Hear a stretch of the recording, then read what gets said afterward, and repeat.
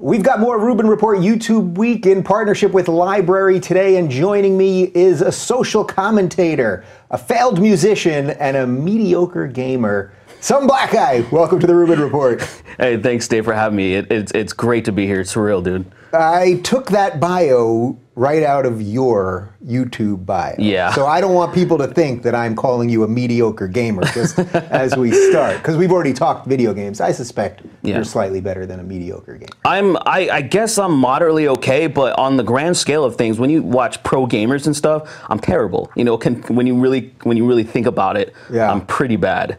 To slightly tell you that we have a bit of an age difference here, just the idea to me that there are pro video gamers now, like if that had existed when I was closer to your age, man, I mean, that's what I would have wanted to do. Right. Been a pro gamer. Right. Yeah. Yeah, definitely. That's something that I actually had somewhat of, I wanted to dabble in it, but I remember I had a kind of a slap into reality when I bought, it was the Marvel vs. Capcom 3 back in like 2011. I started playing online thinking that I was great because I was great at the second one. Yeah. I think I won like 2 matches and I lost like 20. Dude, no, there's people that are just amazing. What system was that on? That was on Xbox 360. That was on that, and I was trying to like say, maybe if I'm good here, then maybe I can compete. And I couldn't just beat your regular everyday people that probably grind all the time. Same thing with Call of Duty. There's people that are just too good, man, and then it's not fun anymore. Yeah, that's the problem, right? For these guys, like, they love it, they're great at it, but then at some point, it's almost like everything with art. Like at some point, then when it stops being fun, it kind of sucks. Oh yeah, and that's something that it kind of just taking a step back from it and then having it just be a hobby. That's the best thing. You really can't. I don't know if I would probably love it being being pro and being my job, but then at the same time, then when it becomes your job, you'll lose that pureness and that just the fun. It'll probably suck a lot of it out of it, which I know a lot of people feel that way about YouTube to a certain extent. and we are going to get into all of that and much more. You know, I used to work, I don't want to brag, but I was assistant manager at Electronics Boutique, which you guys know as, yeah, you remember that? Okay. Oh, yeah. Now known as GameStop. And I remember I thought it was going to be like the coolest job in the world. I was right out of college. I was like, oh, I'm going to be like in the video game world and selling video games. I thought it was going to be so awesome. But selling video games and playing video games, very different things. Like, it was not nearly as fun as playing video games. Oh yeah, I imagine so. I actually tried to get a job in it wasn't EB Games, but it was Game Crazy. They had Games Crazy, and it was for Hollywood Video. And my friend got the job instead. I don't know why. I don't want to say anything. People were probably, my fans like to mess with me. I don't know what you're implying, but okay. My fans like to mess with me, but you know where I'm going, what they would probably say. But yeah, he told me about how ridiculous it was, and people were always trying to steal stuff. Yeah. And one guy actually, it was when Xbox 360 was brand new, he put it on the counter, dude ran out with it. Just booked it. And my friend tried to chase after him, and he got fired because of it. I once tackled a guy that really I mean, imagine going to Electronics Boutique. This guy stole TurboTax. Like TurboTax. He wasn't even stealing something good. You know what I mean? He's not even stealing like some car chase game or something. Somebody shoots, like stealing TurboTax. And I literally ran out of the store and tackled the guy. I quit like a week later. I was like, what am I doing with my life? All right, wait. Let's rewind for just a second. So I introed you as some black guy, but you have a real name, I believe. I believe it is Derrick. Yes. And it's funny because when I was doing a little research, Derrick Blackman came up, and I thought, wait a minute. Now, is his name really Derrick Blackman?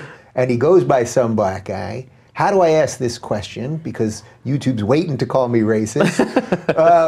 So your name is Derrick. It's Derrick. But Blackman is not. It's not. It's an alias. It's an alias. Yeah. Okay. A lot of people, when they see that, they're like, "Wow, is it really Blackman?" I'm like, no, unfortunately, it's not. It's something that I like to put out there because, I don't like people. I don't mind people knowing my first and my last name, my surname. It's Pilot, by the way, like a regular airplane pilot. Nice, that's a cool name. Yeah, it's pretty unique. I don't really know other than like my family and a couple other people I've searched up. My brother's like obsessed with looking for other people with that name, but that's a great name, Derrick Pilot. I mean, you sound like a video game character or like a movie guy. I mean, it could work like Derrick Pilot. It could totally work. It could.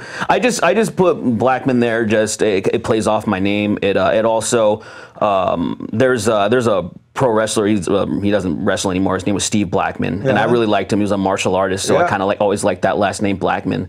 So I just put it in there and it works. And it's just like, you know, it's kind of weird when people are searching you.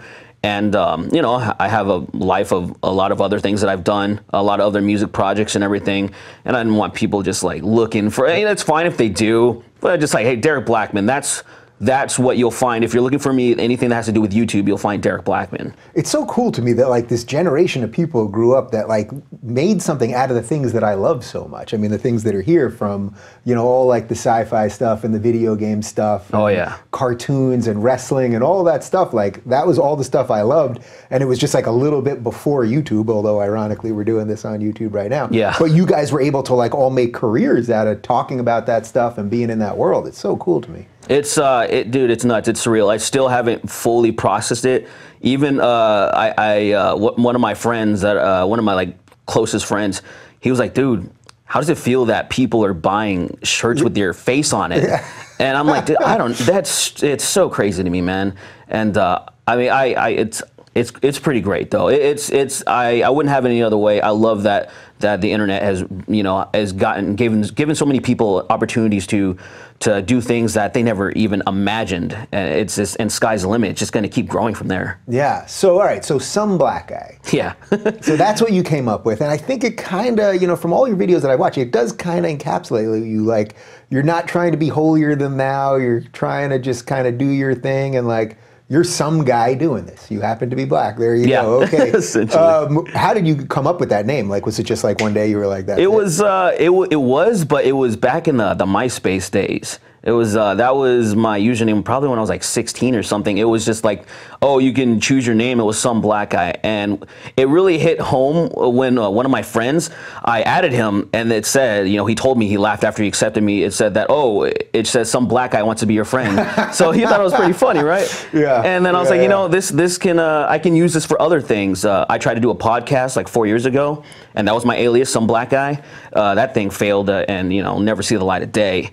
But then that's what it was like. What should I call my YouTube channel? Couldn't think of anything. Some Black Guy, and it's worked. People really seem to like it. Even when I said that, you know what, I think I kind of want to change it. Maybe I want to change, but it's a Derrick Blackman, so it can be more of a personal thing. People can know me better. But people are like, no, don't you dare. Don't you dare change it. And it's also kind of an interesting way of attacking identity politics, which we'll get into in a little bit. That I know you obviously don't like identity politics, so you're kind of throwing it in their face. Yeah, kind of. Right up front, which is pretty cool. Let's talk a little bit about your history that I think people don't know about a little bit. Like, just tell me a little bit about where you're from, family, that kind of stuff. Okay, well, I initially grew up in, well, I didn't grow up in, I was born in LA. I was in Inglewood, and my father, when he died, I think I was 4 years old. I didn't really know what was going on so far. I was really processing everything, and we moved to North Orange County, like not like fancy OC in the South. It's just regular, might as well be LA or a little part of. Some people even called it like Mexico because it was La Habra, Guadalajara. People called it, and so this wasn't MTV OC. Definitely not. Not even. But that's what people assumed, especially if they didn't live in the area. Yeah. And sometimes I lived in Arizona a couple of times, and I would tell people I'm from Orange County, not LA. And they're like, oh, so you're so fancy. And I'm like, no, not at all, dude. Not even a little bit. Yeah. But I grew up in there, and I was interested in just music, and there was a little bit of sports, but I got injured a few times when I was playing football, and I gave that up. But I thought I was always going to do music. I never thought that I was going to be like, you know, speaking to people or like say trying to entertain people in that way. I thought I was just going to like try to serenade people. I always try to be a front man. I wanted to sing or do something like that, but I ended up playing the drums more because drummers were so scarce. Mm-hmm. So it was easy for me to get a gig. It was easy for me to join into stuff like that. And I mainly played with, like people can probably tell, I was more into like metal and punk. And I was always a little bit different because of just little things I bumped into here and there. Uh-huh. And it really kind of put me on that path of like where I am now, just always kind of searching for alternative things. And like alternative thinking, the certain type of ways of thought, and even in the political realm, or just you had this like left-right paradigm that was going on, and I just wasn't really. I was like, well, I'm not really buying this stuff. There has to be more things out there. And then my friend was telling me about, oh, what about independent candidates? And it kind of just manifested from there. Yeah. You know? It's interesting. So you described, you're obviously being tongue-in-cheek, but in your YouTube bio it says failed musician. Yeah. But that was your first thing. Now it's obviously the failure part of that kind of led you to some success here in the other world. Do you miss that part though? Yeah, dude. I actually I've been kind of inspired to get back into music. I really wanted to start making music again. I always do it on the side. There's a part of me on like Instagram, I always put up little clips of me. I'll either be singing, playing the guitar, and sometimes I'll play the drums, and people are like, "You got to do something." And I just can't, like, I just need a little bit of a push, you know. But I do miss that, and I say failed musician because yeah, I'm not a touring or a career musician, and I got close. This band that I used to be in, I quit, and then they soon after got signed to a major record label, but they fell apart too, so it wouldn't have mattered anyway. But I did. Every once in a while, I do get recognized for being the drummer of that band because you know it's okay in the metal genre. How many black people are in it? Not very many. Yeah. You know, so I was the black drummer and I had long braids at the time too. They're like, "Is that some black guy?" You're like, "No, that's the black guy." That's the black. Yeah. So it's pretty interesting though. But I do miss playing, and I sometimes rap on the side, but I might do that because let's be honest, it's a little bit easier than trying to get like a 5-piece, 4-piece, 5-piece people together and try to have them all work together. It fails so many times. You know what I mean? Sure. Though you do have a gig that's working right now. Yeah, this right now is definitely paying the bills. You know, I'm definitely grateful for it. Yeah. So you know, it's so interesting. So I have 5 YouTubers on this week, and I should have asked everyone this, but I'll ask you this. Where do you think talent actually comes from? Do you think you were born with the musical talent and the way you connect with people and the humor and all that stuff, or was this like just through work and I think some of it is. I think there's certain aspects that they're kind of inherited. Like you're kind of born with certain things. Like say, I know my family, my mom and my dad, they both had a music ear, and playing guitar was not natural for me. There was actually I was self-taught, and for a while I was playing the guitar completely wrong. I was playing it in standard, which is, you know, okay, you have your standard tuning, which is like, you know, 6E, and I was playing it like, say, what most metal musicians in like the certain genre I was listening to, they would drop it 1 down, and it was a drop D. And what you can do is these bar chords, and I was playing it. You don't do bar chords on E. I don't want to get too technical, but no, I'm just saying that slightly like, over my head. But yeah, so people that play, a lot of people play, so I don't know what I'm talking about. I was playing it wrong for a very long time until I started, you know, learning a little bit more. So I definitely wasn't just able to pick it up and like, I know what to do and I know what everything sounds right.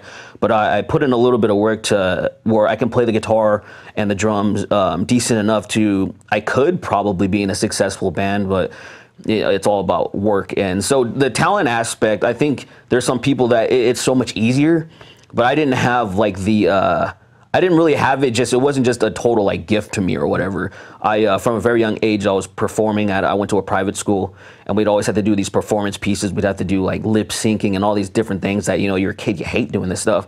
I didn't understand why I was doing it, but it was essentially for the parents. You know what I mean? Right. Like it's just like playing football and baseball and stuff when you're a little kid. You don't really understand what's going on, and until you get older, like, okay, I get it now. Yeah. And that's all of that things. It kind of it worked. All the singing and the dancing and all the crap that I used to do, it kind of manifested into this. You know, now I feel pretty comfortable in front of a camera. Yeah. Well, that's why I wanted to ask you that, because now when I watch your stuff, it's like you strike me as like a pretty full performer. You know what I mean? Like you've got the tools, and it's interesting how you've kind of put them all in there. When did you make that shift to YouTube? To YouTube? Yeah. It was funny because I had a channel that was not entertaining at all back in 2010, where I was just talking about politics. It was more of a... They're anything words. Right?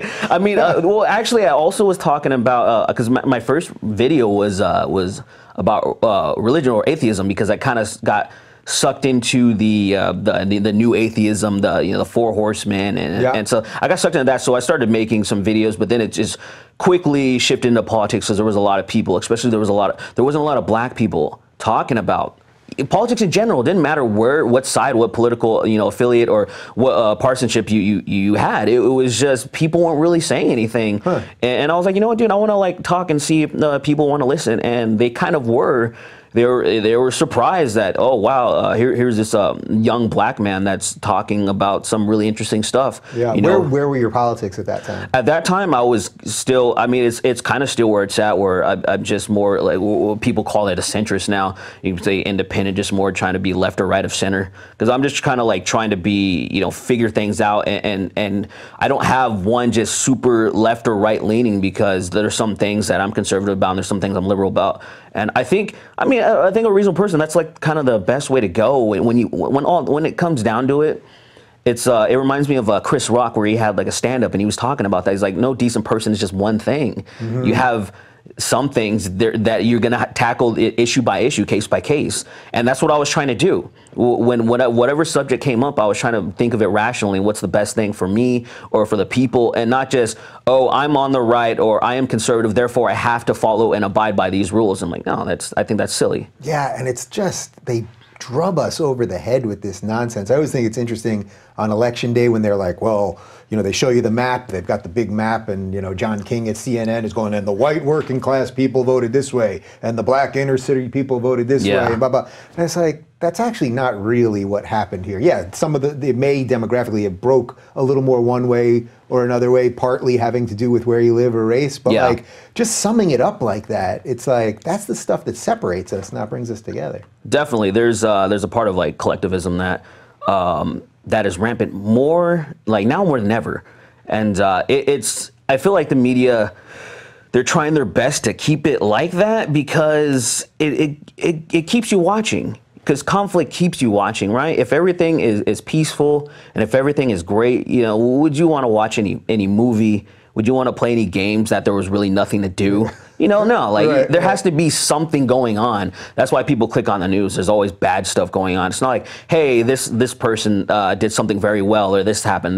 Maybe that's like 2% of the news. Yeah. So I feel like when there is something going on, kind of like I talked about this in one of my videos back in the day, where the media calls it the East Coast, West Coast, the rap or the hip hop rivalry, where it wasn't as bad as they made it out to be. It had to be the worst thing ever, and everybody's killing each other when, of course, there were some instances.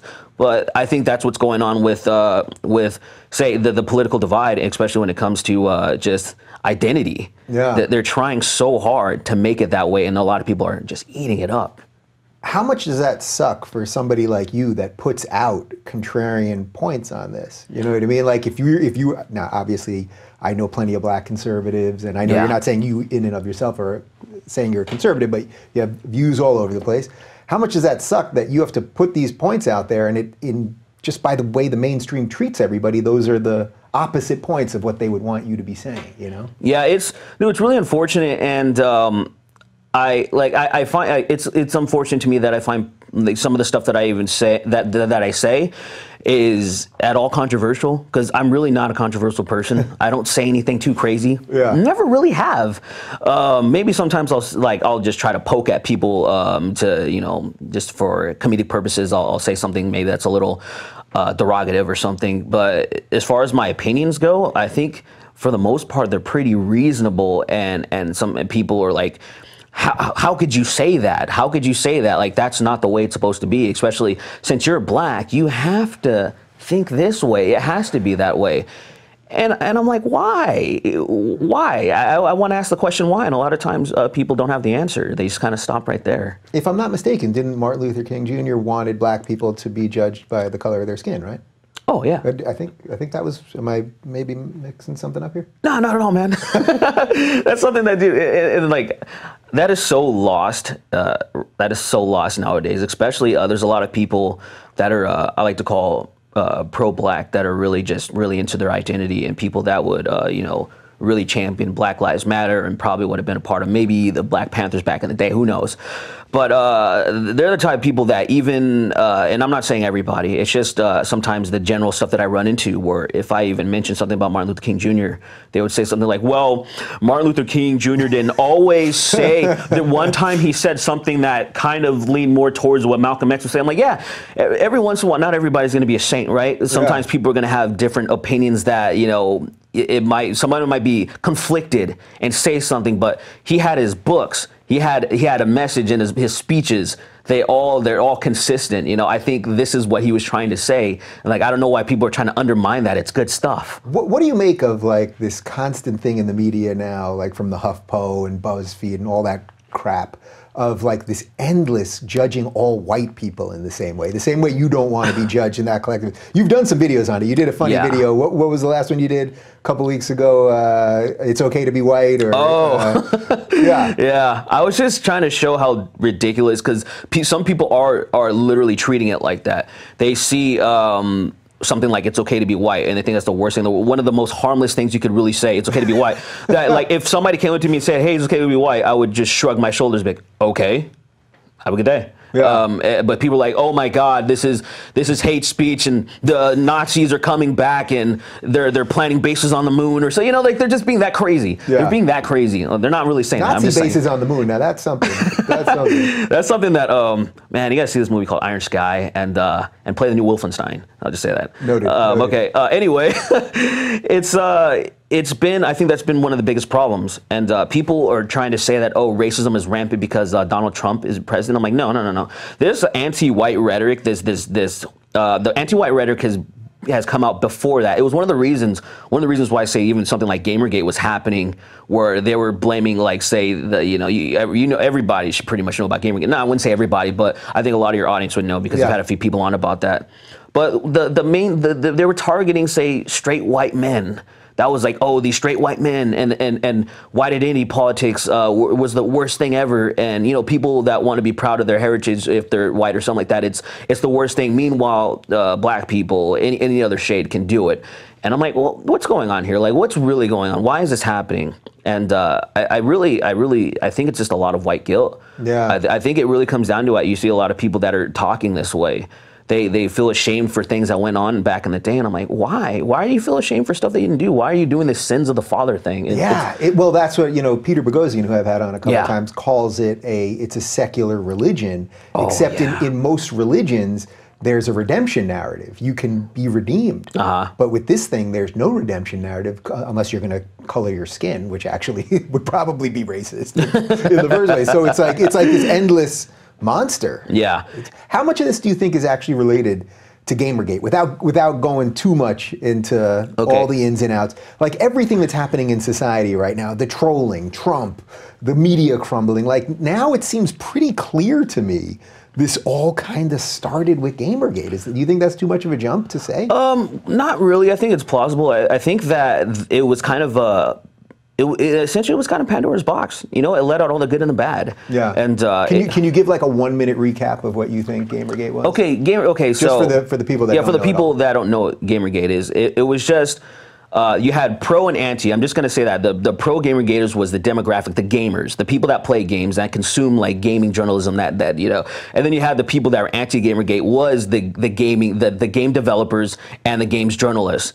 And essentially, we learned that there was corruption in there. There was a lot of collusion. Sorry, I can't even speak right now.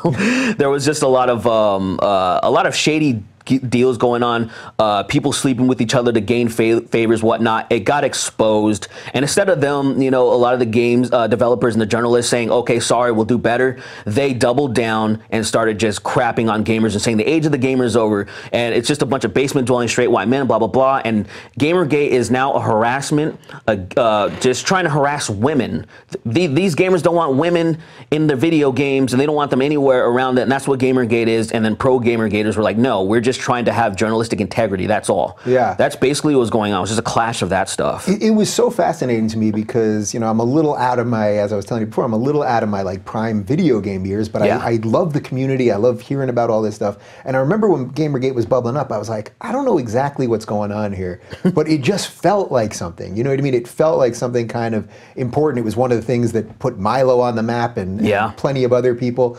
But it's so interesting to me that basically what you're saying is that there was the gaming community, which of course is black, it's white, it's gay, it's straight, it's every freaking thing that there is. It's the biggest media right now. Yeah, and they tried, their response to being exposed because they were sleeping with, you know, developers were sleeping with writers, and they were paying off people and all this stuff, is that the industry decided to turn on its own people. which is such an, you would think, how is that the logical move? Stupidest thing ever. And that's what's happened. And in a weird way, that is what's happening right now with mainstream media, constantly telling white people how horrible they are. And so that's why I'm saying I do see a connection to where we're at right now, just in culture in general. Yeah, it's definitely, and if it wasn't Gamergate, it was just a phenomenon that happened, like, say, around the same time. Like, a lot of stuff in a lot of different type of media outlets.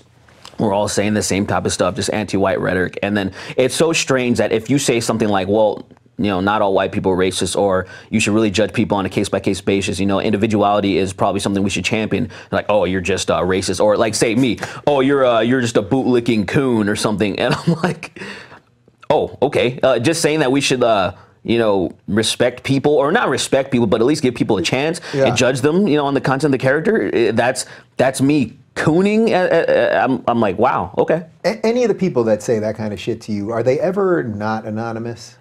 So actually, there's a lot of them that are. Here's the thing. There's the most of those type of comments I get is from black people, right? It's from the black community. It's usually the more stereotypical ones that think that black means more of being entrenched in hip hop culture. Like, that's kind of what it means to be black.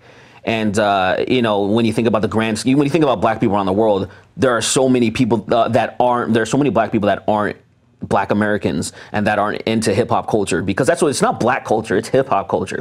And you know, a lot of them, they're not about anonymity. They're about, you know, flexing. And they're about, like, talking shit, dude. That's interesting. Yeah. So a lot of times I've collected tweets. I did a video. It got blocked because I used some copyright. You know, it was fair use, but it still got blocked. I used some material, but it was just showing comments of people calling me a coon, and I would say 90% of the people were black, and they weren't anonymous. They had names and pictures, and they don't care. They think that, you know, death threats, man. Sometimes death threats. There was a saying that came from this guy. I don't even know if I just say him, because he was just this, he's this, you probably know who he is, Tariq Nasheed. I don't know if you know. Okay, yeah. He's a big fan of mine. Likewise. I'm pretty sure he's called me a white supremacist on more than one occasion. Of course he has. I wouldn't even have to, of course you were a white supremacist to him. Well, what does he always say? Suspected. So he doesn't get in legal trouble, which is actually kind of smart. I'm like, which lets me know that I think he's just playing people. I honestly, to say people are suspected white supremacists, not just outright saying you're a white supremacist, I feel like he kind of knows what he's doing. He's playing this game. Well, it's funny, because the last time I came across him was a couple months ago, when he was tweeting about Ben Shapiro being a white supremacist. So an Orthodox Jew being a white supremacist. Yes. And I just screen captured it, and I wrote, okay, this is officially a parody account. And I think he's either self-parody, or if he's a troll, he's a freaking high-level troll. Yeah. But I don't know what he is. I don't even care. It's like, you're not adding anything. If you're high-level trolling, I have no problem with trolling, but you're not adding anything right now to the discourse. You're calling people white supremacists.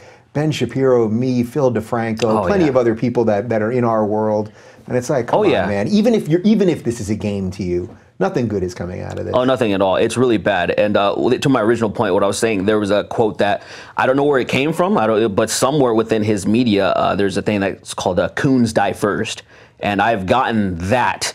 And I think it has to do with this Haitian revolution. If I'm not, I don't want to say 100% sure, but I think there was, like, people that were considered coons around there when there was a revolution. They killed them too. Yeah. And but wait, how is that connected to him? How is it connected? Where Tariq Nasheed and I, we've danced quite a bit. There's been a few back and forths, and why I kind of think that he's not completely genuine is because in one breath he would say, oh, I'm just scamming these white supremacists out of their money, these suspected white supremacists out of their money. Like, I'm aware that you guys are racist, and I'm just stealing your money, and I'm saying what you guys want to hear, and then you'll give me money, you know, watch my videos. He'll say that, but then in the next breath, he'll say that I'm denying that white supremacy exists. He's done that. He's attacked me on multiple occasions. You know, he's had a stream talking about VidCon and talking about me personally and some other YouTubers, and he's a trip, man. And people, his audience would attack me and say really crazy things. And I even remember one of them, there was a tweet of some dude just showing his gun on the table, I'm like jeez. And I'm like, okay. Have you been able to break through to any of these people? So the people that start off with the hate, that then watch your videos and go, man, this guy's doing something. Every once in a while, I'll see a comment, and it's not usually until, like, say, I'll take the time out, especially if somebody comments on one of my other social media outlets, like, say, Instagram or Twitter, where it's not just a bunch of cluttered comments on YouTube. Yeah. I'll talk to them. I'll send them a DM, and I'll ask them, like, why do you feel this way, or why do you think that all black people need to be this way? Don't you think that it's insulting that you're expected to act a certain way? You know, like, you don't think that's a little weird? And once I talk to, sometimes they calm down. Sometimes they think about, because a lot of people, they're not thinking. They're not thinking critically, at least. Yeah. They're not really examining things. They're just, you ask somebody, what does it mean to be black? You ask a black person, what does it mean to be black? Pretty much, a lot of people don't really have the answer to that. It's all different. And I'm like, that's exactly the point. You know, it doesn't really mean anything. There is no just one defining definition of what it means to be black, or any other race for that. And I would say, like, hey, how come white people, there's so many diverse cultures within white communities, where you can be a surfer, you can be a skater, you can be a musician, all these different things. You can be a business mogul. It's all good. And then, you know, if you're black, and then if you do a lot of those different things, it's kind of problematic. It's weird. Yeah. Like, say, some people would be like, yo, why do you dress like that? Why do you listen to that heavy ass music? You know, I'm like, because I like it. What are you talking about? Yeah. Like, that's it. Like, I don't have any other answer. Like, oh, isn't that weird? I'm like, dude, I like hip hop too. You know, I do. I just like other things. Is that your go-to when they're like, I don't get it. He's wearing a Deadpool and a punk band. Yeah, like, that's the thing. And the funny thing about this, Bad Brains, these dudes are black. Yeah. You know, it's a punk band, and these dudes are black. And I'm like, yo, yeah, there are black people that do other things than just rap. You know what I mean? Like, there's blues, there's different things. I mean, there's so many different things. I'm pretty sure there are no blues without black people. So. Exactly. And it's just kind of like, dude, think for a second. Like, just think. Don't just. And I literally think that's like the problem. There's a lot of people aren't just thinking critically. And you don't have to be an intellectual juggernaut to get a lot of things. I'm not the smartest guy. I just like to think things through, and sometimes I'm wrong, but at least I'm trying. Well, let's unpack that a little bit, as one of those four horsemen you mentioned always says, unpack. Yeah. Critical thinking. Where do you think that came from within you? Because we are in a major critical thinking deficit these days. That's actually something I've tried to, I wondered that myself, where I picked it up, because from an early age, I actually was just able to, I was just able to do it. I was, you know, I used to go to church a lot. I would go to my grandparents' house, and they definitely tried to, like, indoctrinate me into their dogma, and I wasn't buying it. Just from a very young age, it just didn't make sense to me. I couldn't accept it. It just wasn't working for me. I remember my last time where I was like, I'm done. I can't listen to this anymore. I'm just gonna sleep in church if I have to go. Mm-hmm. Was when they were just talking shit about Harry Potter being, you know, tools for the devil, and I was like, you know, I know witchcraft. I was just like, I can't do this. Yeah. I can't do it. Like, I didn't, when I would see people praying and they were saying certain, it just didn't make sense to me. I didn't feel anything. And then I started to just look at things, everything like that. I look at everything. When somebody told me something outrageous, I was like, where's the proof? You know, even from as a kid, where kids would make extraordinary claims about stuff because they're trying to impress their friends, yeah. And I'd be like, no, that's BS, dude. Like, what are you talking about? You know, I flew to school with my rocket pack. Stuff like that. Where I used to like, I know how to box. I learned how to, you know, I'm like a kid boxer, and I used to, you know, I'm like, yeah. Well, show me some moves. Yeah. Oh, you know, I just train at the gym. You know, I'm like, nah, dude. You just no. Like, let's just challenge people, and that's what I would just do, and think about stuff. And I can't really. All I can say is that maybe my mom putting me in private school helped me. That's the only thing I can think of, because we didn't do a lot of like type of critical thinking theory or anything like that, but they gave me some of the hardest work that a kid, like, say, from an elementary school shouldn't have been learning, because I was reading these stupid articles, and I had to write papers on them every day. It was just like miniature book reports every day. I was doing percentages and taxes and fractions. Wow. Yeah, and I hated it, but I can at least say that I think it I had to think so much harder to get it. I really had to understand. And I remember when I started to understand stuff, man, there's just a huge rush and a huge just, injection of endorphins, of dopamine, right? Yeah. Like, because I'm like, dude, I get it now. This is great. And I always feel like that when I finally understand something.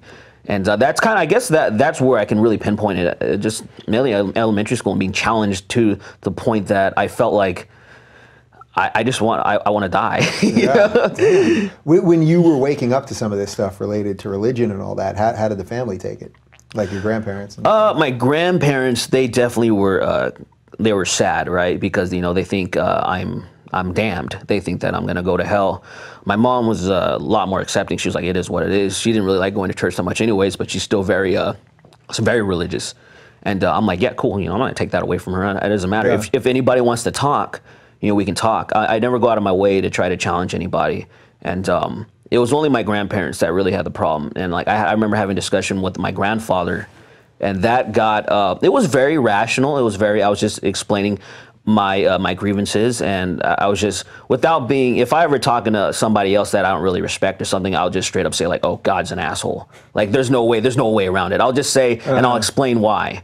But to him, I was just trying to explain it like that, but very nice and very calm. And my grandma busts into the door and starts saying, well, you're either with us or you're against us. And I was like, oh. And she was like, you must hate yourself with tattoos and all this stuff. And I was like, where's this coming from? It was so strange. And she was just, very fire and brimstone. They're very, they don't tolerate anything like that. And anything else is just philosophy BS. You know what I'm saying? Like even like scientists, right? Yeah. And so that was unfortunate. Have you been able to work through any of that stuff? Yeah, we're cool. This was I think this happened back in like 2009 when that was like that major, and we were kind of like, we didn't talk that much for a while. Even though I didn't really have the problem, I just kind of felt like, I don't know, man. I don't want to I just don't want to be around the negativity, right? Especially knowing that behind my back, this is the type of stuff that they think about me. And I don't really, it's just weird. It's like being in a room and hanging out with people that that don't really, that they think they think less of you. Yeah. And it's kind of weird. It's like, I'm not going to just play buddy and just be friendly just because we're family. Like I just feel like, hey, maybe we should, maybe something's wrong with their religion if you lash out like that. I think that's a little bad. But hey, to each their own, I guess. Yeah. Well, what about the skeptic community in general? Because I'm kind of welcomed in all these different communities in a way, and I think it's simply just because I try to be respectful of people. So I've been welcomed into the skeptic community a bit, and even with the conservatives and whatever sane liberals. Yeah. It's the progressives that don't like me pretty much, but the libertarians, I can kind of bounce around, which I think is really great, and that's sort of what you were saying before. I think that's what most people are. We don't want to be just kind of pinned as one thing. Yeah. Do you have any frustrations with the skeptic community? I see a lot of infighting lately, especially with the skeptic community on YouTube. Yeah, like people just attacking each other constantly. Yeah, I think there's a lot of stuff going on. One thing is, I think people they're kind of getting bored, and they're also losing sight of what we should really be doing, because there was a lot of talk even months ago, probably half the year, like say in the summer, people were saying, these ponage videos, these social justice warrior videos, and responding to all this stuff, it's old, who cares anymore? And I'm thinking, well, this isn't over. Like, this isn't over, dude. Like, what are you talking about? You're getting bored. Yeah. So you had a lot of people that were infighting about that. Oh, you're just trying to do this to get money. You're trying to do this to get attention. Oh, some people aren't intellectually stimulating enough. Like, we need people to be more like Sargon or something. Or there's some other YouTubers that are more like that. Mm-hmm. Oh, you don't have enough citations. And then it becomes like there was a lot of attacks. Yeah. And meanwhile, you're one guy doing the best job you can. You're not CNN with thousands of employees. Yeah. And they screw up things all the time. So, oh yeah, and that's the thing. Like, I think that there's people that are under a microscope, especially there's some people that are absolutely under a microscope, and people are waiting for them to mess up, and they're like, oh, I'm gonna make a response video to this person. Oh, look how stupid he is. And I'm like, okay, I guess that was entertaining. Did it really? Do you feel better now? Did it really help? And I see a lot of that where it's fine. I'm like, if that's what you want to do, it's like I'm not interested. I'm not interested in infighting. Every once in a while, I will get sucked into some of the things that get just a little bit escalated to a point where I'm like, I have to talk about this. Yeah. This is what everybody's talking about, and I'm interested too. But there's a lot of stuff that I have as far as the skeptic community goes. I try to just put aside, but every once in a while, I do get brought into a conversation because, like it or not, like, I'm a part of it. Yeah. How much do you think is just about the desire for clicks? Like a lot of it I see like someone on the rise, and the second they get to a certain point, then everyone starts going after them because they just want the clicks that'll come with the takedown, which is a really shitty way of having public discourse. Oh yeah, that definitely happens quite a bit because there's people that, like say me, this isn't my end-all be-all job. Like I want this to be one thing, and I want to like spring out and do other things. Yeah, that was going to be my last question. Oh, okay. So don't give me the whole answer to that. I won't. I won't. I was just saying what I was trying to say is that I'm not looking to, I don't need to like keep attacking people to try to rise to the top and keep going like, look at me, look at me. Like there were certain people, there's still certain things going on. There's still some feminists being crazy and you can do some certain things, or there's certain people that are having issues and you can probably poke fun at them and get really big. And it's just, I'm like, I'm not interested, but there's people that see it. They see, I mean, if you look at my most popular videos, I didn't want them to be my most popular videos. Like seriously, give me a couple of them. Well, okay, there's this girl. She goes by the name of Superwoman on YouTube. She's one of the biggest. Her name's Lily. She's one of the biggest YouTubers. Like I think last time I checked in the summer, she had like 11 million subs. Damn. Now I made a video because she was kind of being a little bit rude and racist towards white people, just a little bit, and she was being kind of, she was just. Yeah, so I made a video response to her, just thinking my audience will enjoy this. I'm just being kind of rude back, just being, that's my comedy style, just being, just my shtick, right?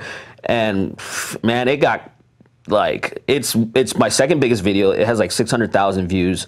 The like ratio last time I checked, it was 20,000, 20,000. Like there was people that love her audience. Oh man, it blew up. Now, if I were smart, I would just let me keep going after these big YouTubers. Let me keep. I'm like, that's not. I didn't intend it to be my biggest video, or talking about the N-word. Two times I talked about the N-word because of YouTube instances. They're like my biggest videos, and they're not my favorite videos. They're not my best videos. It's just me ranting and giving my opinion. Like, yeah, this is good, and people are clicking. They're loving it. Yeah. So as a free speech critical think guy, it's interesting that you just said the N-word instead of actually saying the word. What's your general policy on that? Oh, I mean, it's all good. I just said it because, number one, even though I don't care myself, there's a lot of people that do cringe, especially, and I don't know how you feel about, like, say, I try to keep it. You know me, you can say whatever you want. Yeah, no, absolutely. I just try to keep it classy, right? I try to, for the most part, try to keep it classy. There was even, let me tell you, I wear shorts, like, all the time. And I was like, you know what, dude, I probably shouldn't wear shorts here. Just thinking, there was a part where... I appreciate you wearing pants. Thank you very much. But like that, even like, I really know, I'm like, dude, whatever. I even, sometimes when I go outside, I'm like, oh wait, I forgot that there's a chance that somebody might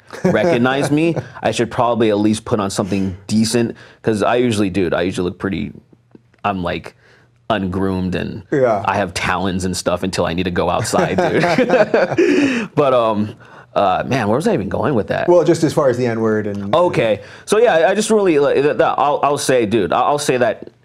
I mean, I don't use I'm not the type of person that use like nigga or tries to. I just say, especially because the algorithm purposes and everything, you put N-word, right? So because if you put nigger in the title, nope, you're not getting monetized, like no matter what. Now, there's something other than that. I will say it, like say in the videos, I'll say it, but it's just like, especially since the title, it was called like whatever, breaking down the N-word with whatever the titles were. Yeah.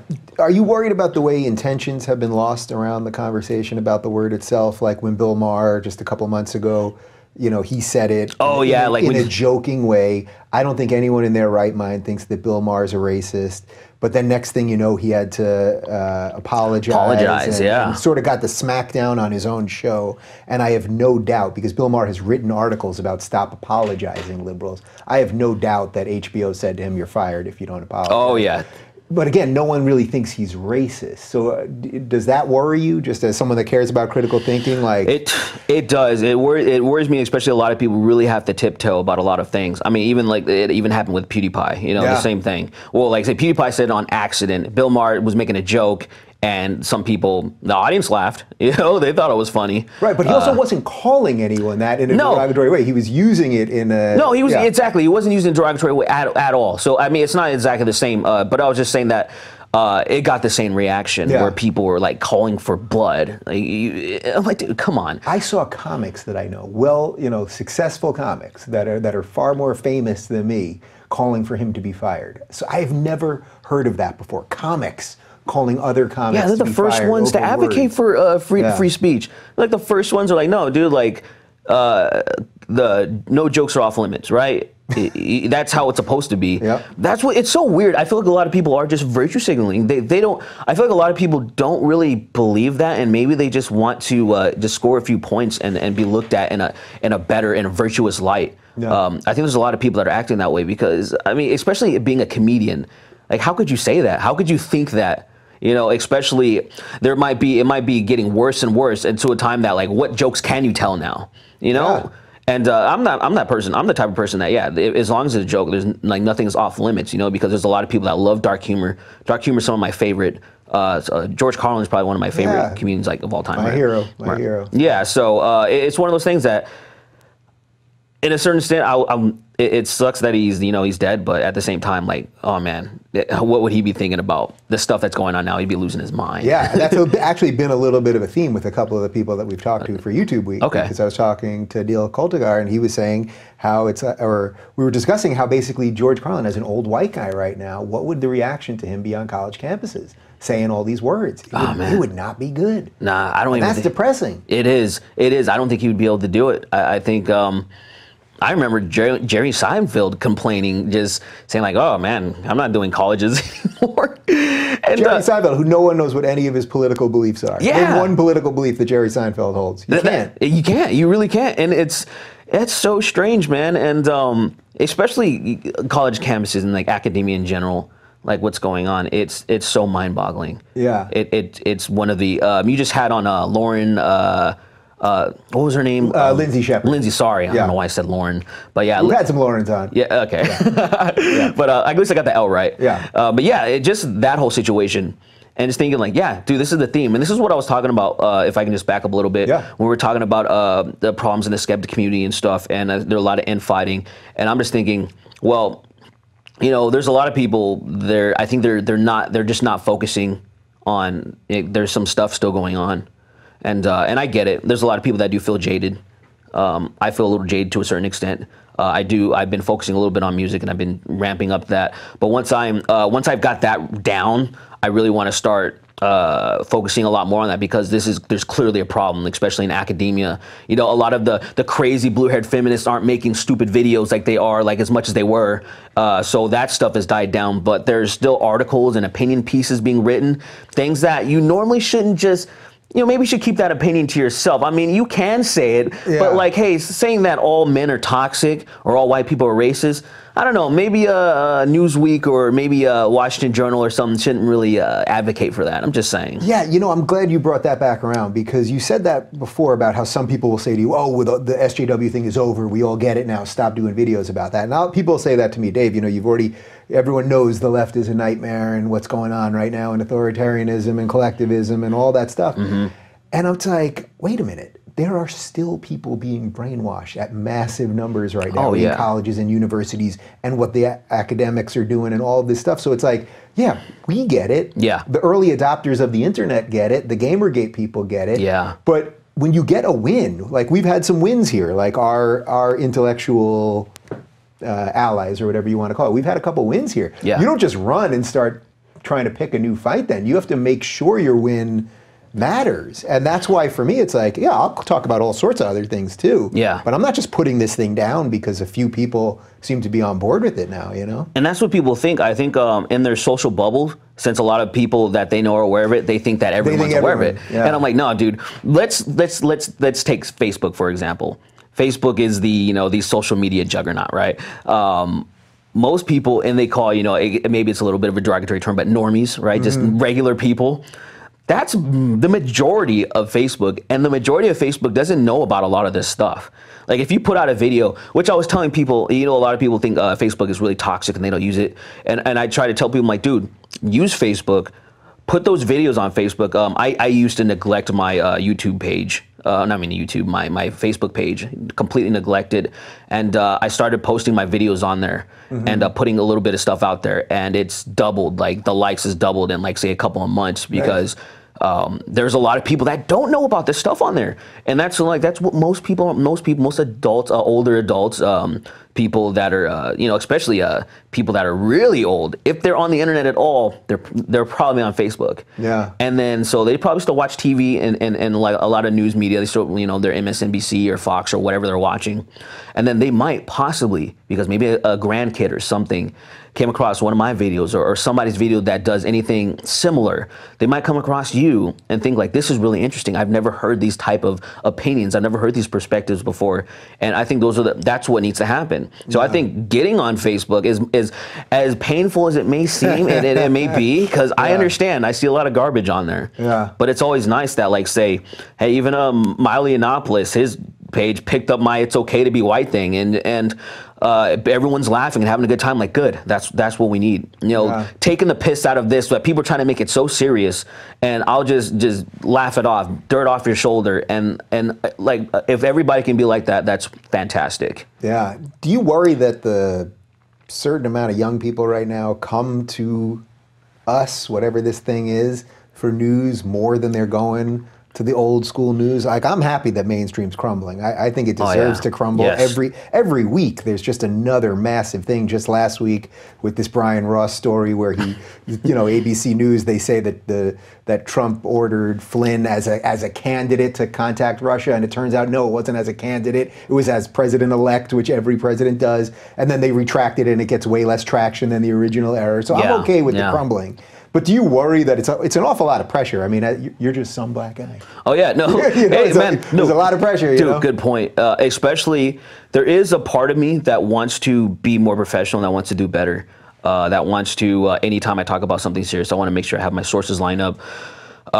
Because I've seen from a lot of people, or heard from a lot of people saying like, oh, I get my information from you guys. Yeah. And when I heard that, I was like, oh, that's not, it's good and bad. It really is good and bad, because I am not the arbiter of truth, or a lot of us aren't. We're trying. I think that's what really matters, is that I really put emphasis on trying, that we're trying to be truthful. We try, like, integrity is important. Like Gamergate was all about integrity.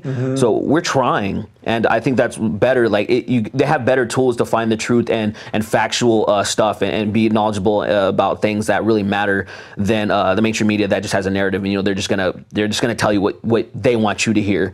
So I think it's good. And then there's some people though, like there's people that are rising to the top, that are putting in the work, that are being very insightful. We had the new atheism of the Four Horsemen. I think very soon there's going to be another generation of that. I think I don't want to speak too soon, but it's looking like, say, Sargon, Carl. He's looking like that type of person, where he's going to be one of those, and then there's going to be a few other people that are going to be along him, and then you're going to see them sitting across from each other at a table, having discussions, and being that the new generation of just the intellectual minds and what people that are revered. Yeah. Now I don't want to completely blow. I don't want to completely. All right, you like the guy. We get it. Okay. He's cool. He's a good guy. I'm just saying. Yeah. No, but it does show what's so cool about this. It's like, I mean, for me as an interviewer, I've gotten to meet so many of these people, and hang out with some of them and become friends with some of them, and it's like something's bringing us all together. Yeah, it's like that desire for truth, or to do the best job we can, or have some intellectual honesty. Yeah, it's bringing us all together. That's pretty cool. Who knows where it all goes, and maybe what infights they're going to be with us all in 5 years and all that. But but right now it's pretty cool, I think. Yeah, it definitely is. It's I've made some people that I consider good friends because of this stuff. Yeah. Just the social circles I've been in, and when we met up at VidCon, and then we're going to be doing VidCon, we're going to be doing our own event called Kilroy. So, I'm going to try to get there. My schedule's a little that's in April or something? That's in April, yeah. Yeah. Okay. So that's pretty cool. I'll be a part of that, and two people that I'm pretty close with, they started it. Yeah. And it's just like the stuff. Who started it? So that's Dave Cullen. Dave Cullen and of Computing Forever, and then another YouTuber that goes by Based Mama, and she's one that's really running the operation. She's the one that really put it all together, put all of her ducats, all of her money, invested so much. She's done. It's amazing to see, and it just this morning when I woke up, it was just like 1% away from being funded completely. Oh, I saw a tweet about that. Yeah, they were right there, like a couple hundred. They're right there. Away. Yeah, just 85,000, man, in just like I think a month or something. Yeah, just showing you how important free speech is to people, and how important this is. And this is just the beginning, right? Who knows? It might be chaotic. I have a feeling it's not going to be as smooth. You know, 'cause there's always going to be that infighting thing. Yeah, it's going to be interesting. There are some people that definitely want it to fail, which is like, why would you want a free speech conference to fail? Like, just because there's some people that you don't like there. My whole thing is, I'm like, dude, yeah, free speech affects everyone. Like, there's certain things, like you might be next, right? If you want to have hate speech laws in the United States, your speech might be hate speech next. I mean, I even think about in the UK, because obviously they have some hate speech laws. And there was this one, I can't remember her name, but she was like a diversity officer in this one university. And she had this one conference, this club thing that was excluding white people, and it was only for like women of color, and then nobody else was allowed to be there. The diversity thing, excluding white people, right? Oh, perfect. Yeah. Perfect. And she also was hashtagging "Kill All White Men" on Twitter. She got arrested, you know. And I'm like, yeah, you see how this is the type of stuff you can your free speech. You don't have free speech either. You can't be gross, even though, like, I know she literally doesn't. She's not gonna kill a white man. What are you gonna do? You're not gonna do that. You're just being a hateful bigot, and she got arrested for it. And I don't think there's a lot of people that are being hateful over here in the United States, but I don't think they should be arrested for it either, because you know, once it starts, I hate the slippery slope argument, but it essentially is that. Where if a lot of these social justice warriors, the progressives, right, or the regressives as people call them, if they were to get their way, a lot of speech would be clamped down. And then certain things that they're saying, especially what they're saying against white people, they would probably be next. But so that's the irony that I don't think people fully grasp right now. Yeah. I'm completely with you on that. That right now the right, Trump and Senate, I mean, the right is in power, whatever that means. They're not coming for anybody's free speech. They're not. Yeah. You know, Trump says some things that I don't like. Oh, yeah. You know, but he hasn't tried to pass a law to clamp down on anyone's free speech. I think it would be very different if this crew was in charge of what they would try to do about speech, because they would start labeling everything hate speech and start passing laws. Trump isn't doing that. That's just a fact. It's an uncomfortable fact and a bit of a weird fact. Yeah, but I think it's a fact. It's one of the very small silver linings, right? Because there's a lot of people like, oh, Trump won. Oh, hooray! You know. But there's some people that at least they were like, okay, he's not playing into this social justice warrior dogma, which is a lot of people voted for him because of that. There was other people because he didn't look like he wanted to blow up Russia, like say Hillary Clinton kind of seemed like she really wanted to do something about that. I'm like, hey, we probably shouldn't do that. You know, it's probably a bad idea. So you're saying you don't want to be at war with Russia? Probably not. It's probably not a good idea. Like, you know, we're dealing with proxy wars, right? We're dealing with the Middle East. We're dealing with insurgents. Okay. I think we can try to get that under control. We're not having the best luck doing that. We've been over there for quite a while. I think Iraq's or Afghanistan's like Afghanistan's our longest war ever. Something like 17 years, something like that. It's long. It's really long. I don't quote me on that. But yeah, I'm like it started in George W. Bush presidency, so it was every day of Obama presidency. I don't know if it's 17, but yeah. It's definitely long. I'll do the math later. Somebody can correct me. I was told there's no math here. Don't worry. Yeah, it is. Okay, so. And just can you imagine like warring with like another like a well-developed superpower that wouldn't go. That would be. I mean, you've played Modern Warfare 2, right? You play. You play that. It might be. I don't think it would get that crazy, but hey, there's a glimpse of something that could happen. And so there was a lot of people. There was a lot of liberals that I saw. They were like, dude. Because of that, because people that are so anti-war, they're so against the military-industrial complex, they're like, I'm going to have to give my vote to Trump just to make sure she's not in office. I was seeing stuff like that, though, that really fascinated me, because I was looking at it, I'm like, this is, no. Like, who are these people? Why is this happening? But to go back to the original point, though, Trump definitely was, he wasn't, there was a lot of candidates that were also following we're going to adhere to all the social justice stuff, even if they weren't, even somebody like Gary Johnson. It was like Gary Johnson did that, and it was just like, dude, what are you doing? That interview with Guy Benson, I think that's the one you're talking about. That was so. Dude, why? Painful. Like, even if he believes that, I'm like, dude, just keep that to yourself. Like, if you genuinely believe that, like, you're offended by somebody saying illegal aliens, like, just keep it to yourself. Like, really, is it really a good? Like, what are you doing? The nightmarish part of that, though, was, and I had Guy Benson sitting in that very chair, and I gave him a lot of credit for what he did, because at the end, Gary Johnson was like, yes, it's actually true. They're illegal. So, like, he was trying, and that's what it is. When you're making a point that's not based in reality, but just how you feel, well, if a good interviewer or someone that you're challenging, or that's challenging you, will eventually get you to that place where you're like, yeah, it's all kind of bullshit. Yeah. And that's when I was like, oh, Gary. Gary. That sucks, man, because I was looking at Gary Johnson back in 2008, and there was this website, I can't even remember what it was called, but I was looking at a lot of the libertarian candidates, and I was looking at independent parties and stuff, and there was this one libertarian website, I can't remember what it was called, but it was that was their guy, and he seemed pretty genuine. But I also was looking at Ron Paul a little bit more, and his conviction seemed like, and his track record seemed like flawless, like it was unbelievable.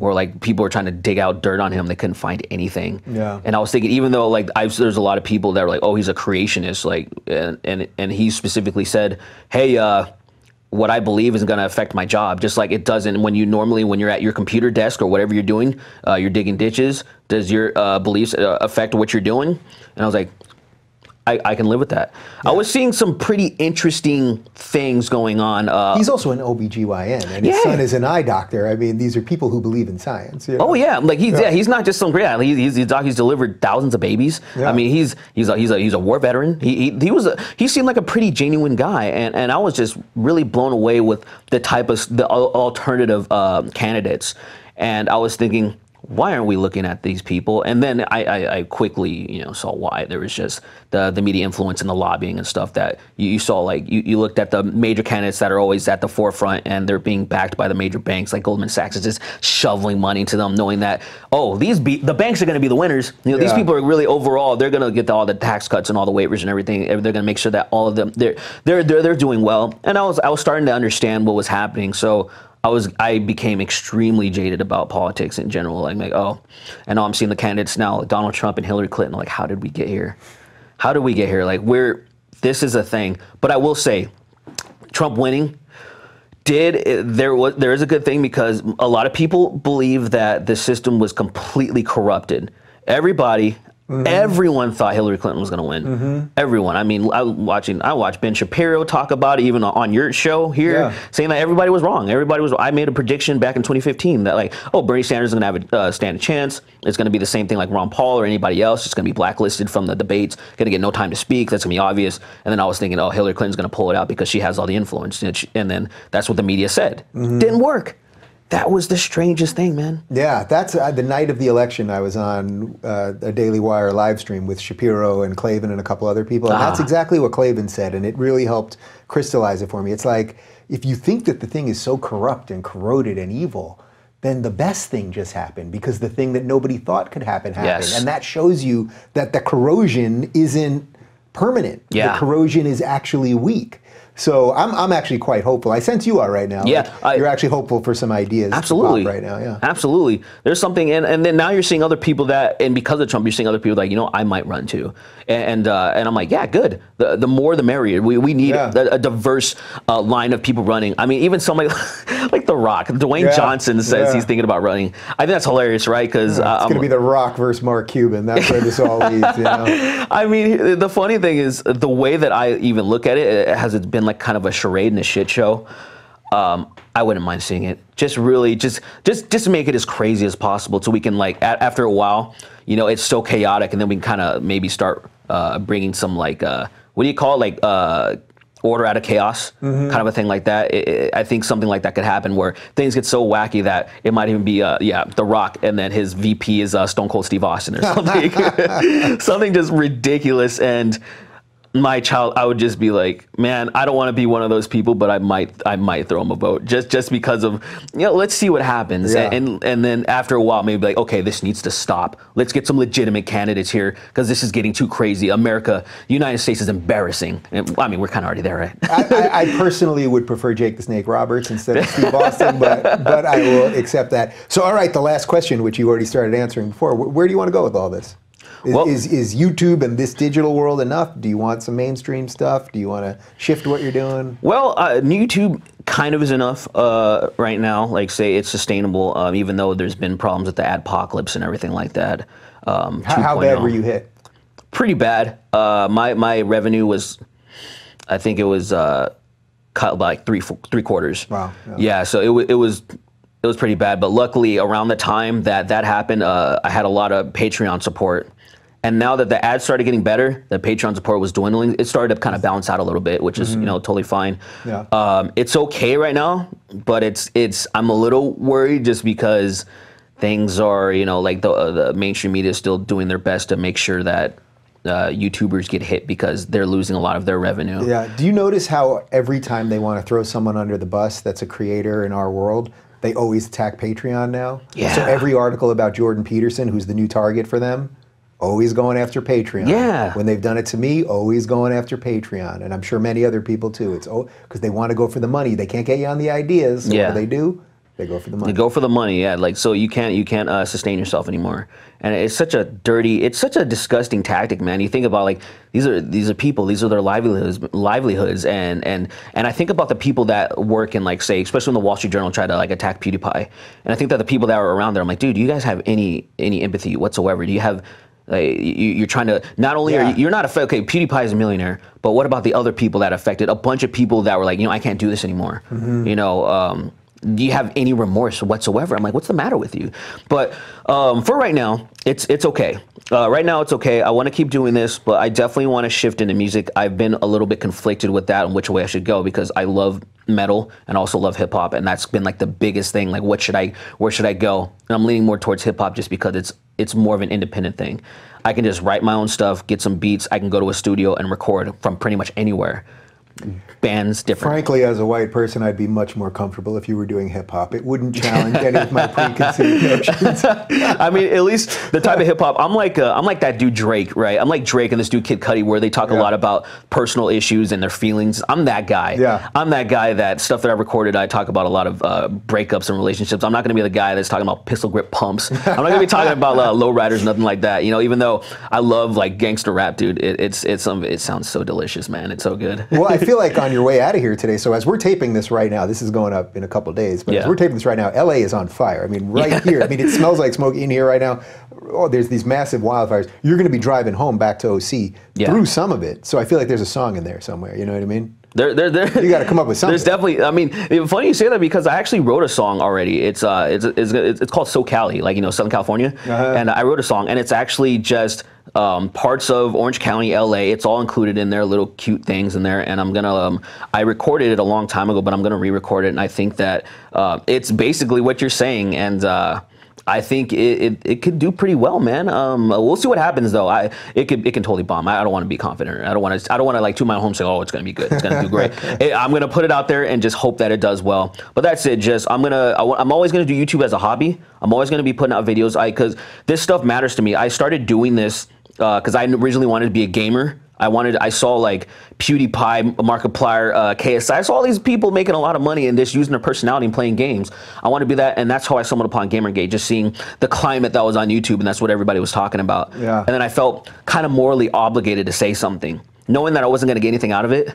And I just kind of got lucky, right? Yeah. And then I still feel like there's a part of me that'll always, as long as this is happening, I'm going to be saying something because I initially just want people to chill out.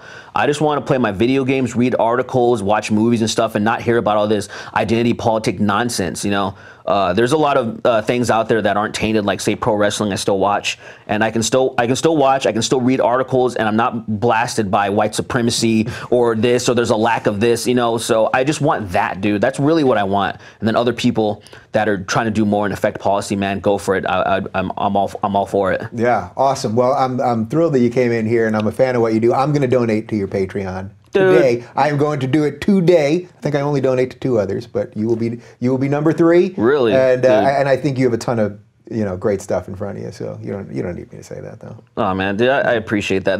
That's so surreal, man. It's crazy. Like I'm telling you, like in the beginning, I said being here is so surreal. Like seeing this, and I'm like, wow, I'm here. And I never thought, because I've been watching for quite a while, man. I knew you on the Young Turks, dude. Oh, geez. So like. We'll do a bonus segment on that. Okay. All right, well, thanks, man. Really. Dude, thank you, man. I appreciate this so much. Yeah, awesome. All right, for more with Derrick Blackman, check out youtube.com/someblackguy.